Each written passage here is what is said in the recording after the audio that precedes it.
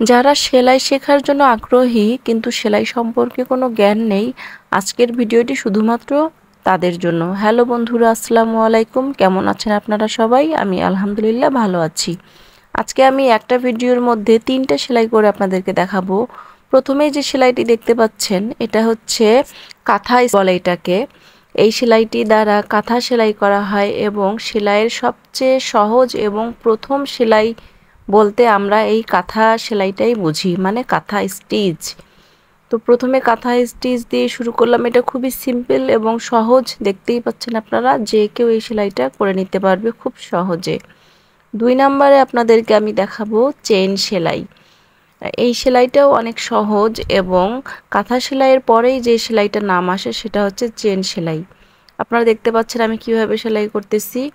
প্রথমে সুইটা উঠিয়ে নিয়ে এবং ওই সুতার গোড়ায় আবার সুইটা দিয়ে আমরা একটু পেঁচিয়ে সেলাইটা করব।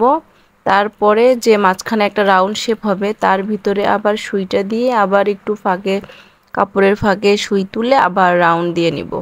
রাউন্ডটা আপনারা বাম পাশে ডান পাশে যে কোনো পাশেই দিতে পারবেন, তবে ডান পাশে দিলে ভালো হয়। দেখেন আমি ডান পাশে দিচ্ছি, সুতাটা দিয়ে তারপরে টেনে দিলেই হয়ে গেল চেন সেলাই। এই সেলাইটাও মোটামুটি অনেকেই পারে, সবাই পারে, অনেকে বলতে ভুল হবে, মোটামুটি সবাই পারে।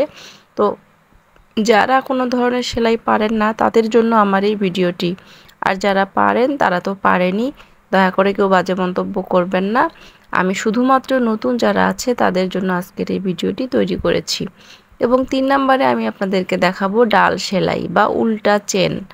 হ্যাঁ, এই ডাল সেলাইটার মধ্যে দিয়ে আমরা 3 পিসে বা ওড়না, জামা, যে কোনো সেলাই আমরা যখন গাছের লতাপাতা আঁকি, সেই লতাপাতার ডাল সেলাই করার ক্ষেত্রে এই সেলাইটা খুব সুন্দর এবং কার্যকরী হয় এবং দেখতেও অনেক অসাধারণ সুন্দর লাগে।